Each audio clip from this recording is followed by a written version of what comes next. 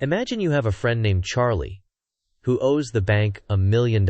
Everyone in town whispers that Charlie is broke, destitute, and about to be living in a cardboard box behind a Wendy's. You start feeling sorry for him, maybe even offer to buy him a sandwich. But then you find out Charlie used that loan to buy a factory that prints money, owns the bank that gave him the loan, and has $3 million in cash stuffed under his mattress. Suddenly, Charlie isn't broke.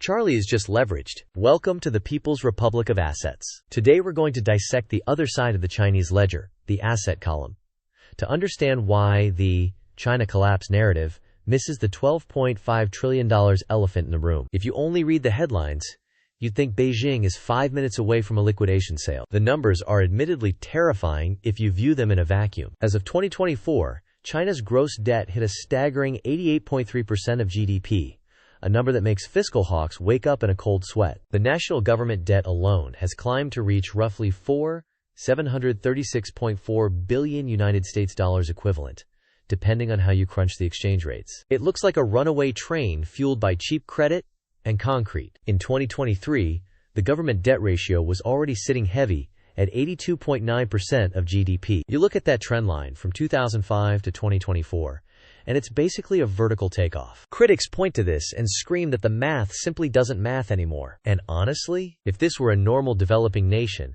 the IMF would already be knocking on the door with austerity measures and a sad clipboard. But assuming China is just another emerging market is the first mistake everyone makes. This isn't a debt crisis.